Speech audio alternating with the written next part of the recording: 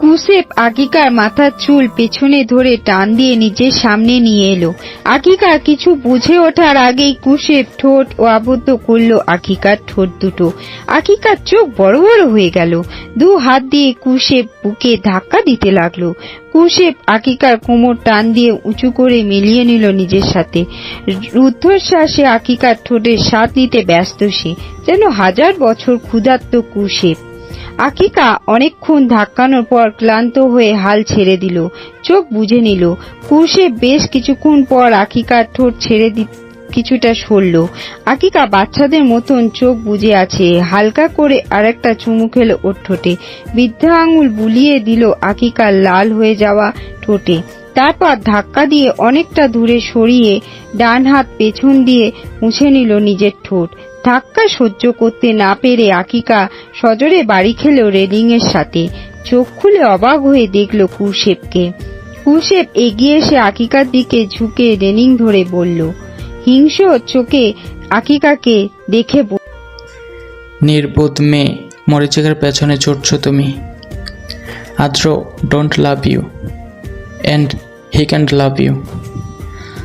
আমার সারাটা লাইফ তোমার পেছনে দিয়েছি, তোমার বডিগার্ড হয়ে আছি, তোমার জন্য খ্রিস্টান থেকে মুসলিম হয়েছি। আর কি চাই তোমার? ইডিয়েট বলল। সঙ্গের মতন দাঁড়িয়ে আছেন ফাজার জামান। চোখ দুটো চরকা গাছ হয়ে গেছে তার। বাংলাদেশে আদ্যর ফার্ম হাউসে এসে এই প্রথম এসেছেন ফাজার, কিন্তু আসার পর সে যে এমন অনাকাঙ্ক্ষিত কিছু দেখতে পাবেন বুঝতে পারেননি। আদ্য ওয়াশরুমে শাওয়ার নিচ্ছে দেখে নিজের ফাইল নিতে এসেছিল আদ্যর রুমে।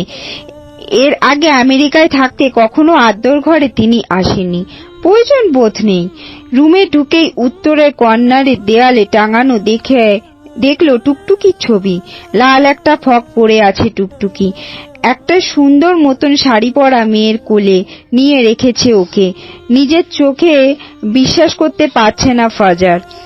আদ্য ওয়াশরুম থেকে বের হয়ে দেখে ফজার জামান দাঁড়িয়ে। হালকা হেসে বলল, তো মিস্টার জামান, রিমঝিম প্রজেক্টের মিটিংটা আজ নাকি কাল ফিক্স করলেন? জামান হাঁ হয়ে দাঁড়িয়ে রইলেন। ফ্যাস ফ্যাসে গলায় বললেন, সরি, ছবিটা কার? আদ্য ফাজারের কথা শুনে তার চোখে অনুসরণ করে তাকালো টুকটুকির দিকে। গলা ভিজে এলো আদ্য, চোখ হঠাৎ চকচক হয়ে গেল। ঢোক গিলে বলল, পুতুল, আমার পুতুলের পাশে যে আছেন আমার খালামণি আনা, আর তার কোলে আমার পুতুল। মানে এ কিভাবে সম্ভব? ও টুকটুকি আমার মেয়ে। নুহাস রাগ করে কথাই বলছে না টুকটুকির সাথে। সকাল থেকে রাগ ভাঙানোর চেষ্টা করে করে পাগল টুকটুকি, তবু ক্লান্তি নেই মেয়েটার। একটু পর পর ভিডিও কল দিচ্ছে। নুহাস রিসিভ করে ব্যাপক মুড নিয়ে বসে আছে। টুকটুকি কান ধরছে, নাক ধরছে, হাত জোর করেছে, শেষে অজ্ঞান হওয়ার ভানও ধরেছে। লাভ হচ্ছে না। নুহাস রাগ করেই আছে তো আছি। শেষমেশ রাগে ফুপোতে ফুপোতে টুকটুকি ইশারায় বলল, আমি কিন্তু রাগের চরম সীমানায় আছি, এবার কামড়ে দিতে পারলে ভালো হতো। ইস, এমন একটা দেখাচ্ছ যেন দোষ সব আমার। এত অবাধ্য কেন তুমি? হ্যাঁ, টুকটুকি ইনোসেন্ট একটা লুক নিয়ে বসে রইল। চোখ মুখ খিচে প্রস্তুতি নিচ্ছে নুহাসের বকা শোনার।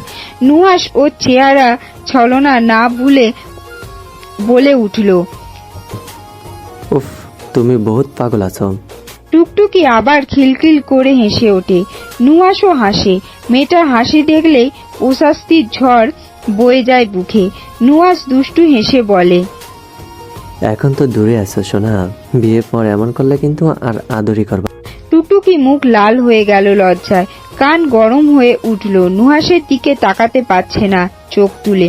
নুহাস খ্যাক করে গলা পরিষ্কার করে বলল, ভালোবাসি টুকটুকি, তুই আমার রক্তের সাথে মিশে গেছিস। নিঃশ্বাসে প্রশ্বাসে ভালোবাস। হি হি করে হেসে উঠল টুকটুকি। মোবাইল টেবিলে রেখে ভিডিও কলে কথা বলছিল নুহাসের সাথে।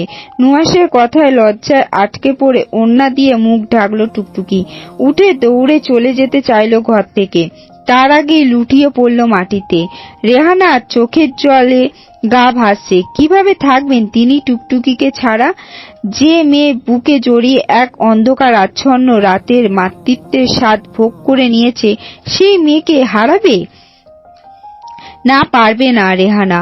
শাড়ির আঁচল থেকে মুখ সরিয়ে রেহানা বললেন, এত হিংসে তোমার মেয়েটার প্রতি? শেষ পর্যন্ত এ বাড়ি থেকে তাড়ানোর ব্যবস্থা কইরা সারলা। এজন্যে আল্লাহ তোমারে বাপ হওয়ার ক্ষমতা দেয় নাই। কি ক্ষতি করছিল তোমার ওইটুকুনি মেয়েটা? কলিজাটা ছ্যাদ করে উঠল ফজার রেহানের কথা শুনে। কপট রাগ কণ্ঠে মিশ্রিত দ্রুত বললেন, দেখ রেহানা, ভদ্রভাবে কথা বলো। ওটা টুকটুকির ফ্যামিলি, ওর অধিকার ওটা। রাখো তোমার অধিকার। আমি আমার মেয়েটাকে ছাড়া থাকতে পারবো না। মেয়ে হারাতে হবে না তোমায় রেহানা। আমার স্যার আদ্র মেয়েটাকে সেই ছোটকাল থেকে ভালোবাসে। প্রাণ বাঁচাতে দেশ ছাড়তে হয়েছিল। স্যারের খালা তাদের নিয়ে পালাইছিল, টুকটুকিরে নিয়ে যেতে পারে নাই। এখন খুঁজতে আসছে। টুকটুকি ভালো থাকবে। রেহানা মাথায় হাত চেপে বসে পড়ল খাটে। লোকটা এত দূর অবধি ভেবে ফেলেছে। অবশ্য টুকটুকি পরিবার এসে জোর করলে আটকাবার ক্ষমতা তাদের নেই। তবে নুহাস যে খুব ভালোবাসে মেয়েটাকে। পরের দিন সকালে আদ্যকে নিয়ে আসে ফজার। টুকটুকিকে দেখে রীতিমতো হকচকিয়ে আদ্য। টুকটুকি ওর পুতুল? সেই জন্যই কি টুকটুকিকে দেখলেই অস্থিরতায় ছেয়ে যেত মন? এতটা ভালো লাগা কাজ করত? কই, কখনো তো শাড়ি পরা কোনো মেয়েকে এত ভালো লাগেনি। কাজলের অভাবে চোখের সিক্ততা খুঁজেনি, তবুও টুকটুকিকে ভালো লেগেছে। মায়ায় লতায় দিয়ে মুড়িয়ে নিয়ে মেয়েটা আদ্যকে। আকিকা আর কুশেপ এসেছে আদ্যর সাথে। আকিকার কলিজাটা মোচড় দিয়ে ওঠে বারবার। এই মেয়েটাই তার আপন, অতি কাছের, ওর নিজের রক্ত। বসার ঘরে সকলের সামনে টুকটুকিকে জড়িয়ে ধরল আকিকা।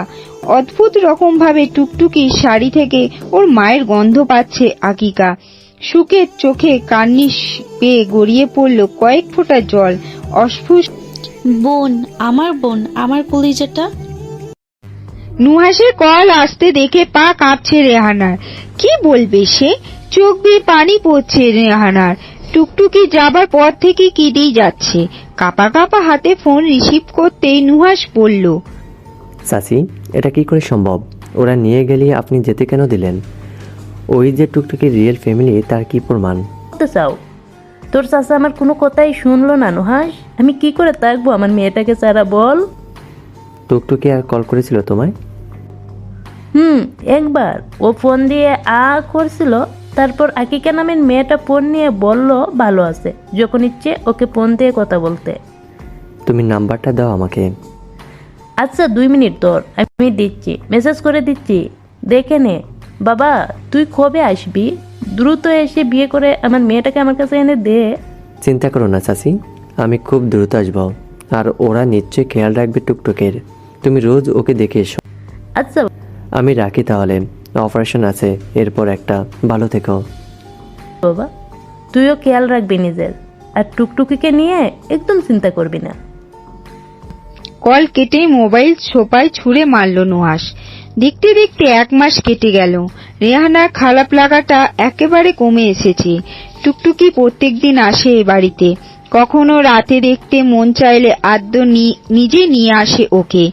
আদ্য ছেলেটা বেশ ভালো, তা বুঝতে পেরেছে রেহানা। রাত 12টা বাজে 38 মিনিট। ছাদের বড় দোলনাটায় বসে আছে আকিকা। দৃষ্টি দূরে আধো আধো দেখা যায় নদীটাকে। ভাবছে মানুষের জীবনটা কেমন অস্থিরশীল। কোথায় এর শুরু আর কোথায় যে এর শেষ তা ঠাউর করা মুশকিল। আর ভালোবাসা এত ছড়াছড়ি চারদিকে যে কোনটা আসল আর কোনটা নকল বোঝা মঙ্গল অভিযানের থেকেও কোনো অংশে কম নয়। কুশেপ আকিকার ঘরে তাকে না পেয়ে ছাদে এলো, চুপচাপ গিয়ে বসলো আকিকার পাশে। আকিকা নড়ল চলল না। অন্য সময় হলে এতক্ষণ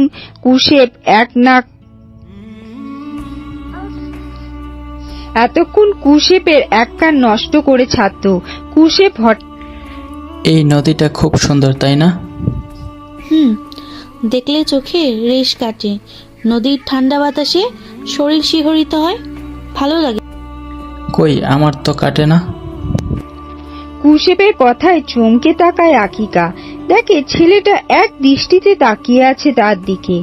আজ কুশেপের কথায় একটা গাঢ় ক্লান্তির ছাপ আছে, চোখ মুখে অভিমান। আকিকার খুব ইচ্ছে করছিল একবার ছুঁয়ে দিতে কুশেপকে, কিন্তু কোথায় যেন একটা বাধা পাচ্ছে। দোলনা থেকে উঠে গিয়ে দাঁড়ালো ছাদের কর্নারের দিকে। ছাদের সাইডে রেলিং নেই বলে রাতের আধারে আরো ভয়ানক হয়ে উঠেছে জায়গাটা। উত্তর দিক থেকে ছাদের ওপর ঝাপটা পড়ে জারুল গাছের পাতার ফাঁকে লুকিয়ে থাকা ফুলগুলো থেকে আসা মিষ্টি ঘ্রাণ নেশাক্ত করে রয়েছে আশেপাশের পরিবেশ। কুশেপ ওর পাশাপাশি এসে দাঁড়িয়েছে আকিকা আর চোখে বার কয়েক দেখলো কুশেপকে। সাদা আর কমলা মিশ্রণে একটা সুতির পাঞ্জাবি পরা কুশেপ। আকিকা এই প্রথম তাকে পাঞ্জাবি পরা দেখছে। তারপর চোখ সরিয়ে নিল আবার। কুশেপ খ্যাক করে গলা পরিষ্কার করে বলল, খুব বেশি বিরক্ত করি আমি, দেখলেই দূরে সরে থাকতে হয়। শুধু বিরক্ত না, অনেক অনেক বিরক্ত করো। কি হব? আকিকার বুকের ভেতরটা ছাত করে ওঠে। কি বলছে এসব কুশেপ? কি না থাকলে মানে? ভেতরে চিন্তা ভাবনা সব দূরে সরিয়ে বাজখাই গলায় ভুরু কুচকে বলল, কোথায় যাচ্ছ? ফিরে যাচ্ছি, আম্মুর শরীরটাও বেশি ভালো নেই। বাবা, বাঁচা গেল। আকিকার সহজ কণ্ঠ। কুশেপ ভুরু কুচকে তাকালো একবার, হঠাৎ আকিকার টান দিয়ে সামনে এনে বলল, তুমি একটা মেয়ে, আমার ভালোবাসা চোখে পড়ে তোমার? কেন এত কেয়ারলেস তুমি আমার বিষয়ে? আমার ভেতরের কষ্টটাকে দেখতে পাও না তুমি? আকিকা জোরে বলে ছাড়ানোর চেষ্টা করছে নিজেকে, কিন্তু কুশেপ শক্তির কাছে নিতান্তই ছোট। ও আশ্চর্য হওয়ার ভান করে গেল। কুশেপ, খারাপ হচ্ছে, ছাড় আমাকে। How dare you touch me? You my guard, not boyfriend, leave me. কুশেপ চোখ দুটো একবার লাল হয়ে এলো। রাগে ক্ষোভে ঠোঁট টিপে টিপে বলল, চলে যাচ্ছি, সারা জীবনের মতো মুক্তি দিয়ে যাচ্ছি তোমায়। পরশু আমার ফ্লাইট, এরপর আর কোনোদিন আমার চেহারা দেখতে হবে না তোমায়, কথা দিচ্ছি। But I love you. পর এবার সারা জীবন অপেক্ষা করে যাব, বাট তুমি খুঁজে পাবে। আকিকা যেন ঘোরের মাঝে লুকিয়ে গেল। বিষিয়ে আছে মন, অস্থিরতায় ছাড়িয়ে পড়ল সর্বাঙ্গে। ঘন শ্বাসকে ঠান্ডা করতে চোখ বুজে লম্বা শ্বাস নিল। সর্বশক্তি দিয়ে ধাক্কা দিয়ে এলো কুশেপকে। কুশেপ শক্ত হয়ে এক স্থান দাঁড়িয়ে রইল, কিন্তু আকিকাকে ছেড়ে দিল। হঠাৎ নিচ থেকে আদ্যের চিৎকার। আকিকার আর কুশেপ চমকে ওঠে। দুইজনে একে অপরের দিকে তাকিয়ে কি হয়েছে বিষয়টা ঠাউর করার চেষ্টা করে। তারপর দৌড়ে নিচে চলে আসে। টুকটুকি অজ্ঞান হয়ে পড়ে আছে, আর আদ্য তার পাশে বসে হাতে তালুতে তেল মালিশ করছে, মুখে পানির ঝাপটা দিচ্ছে।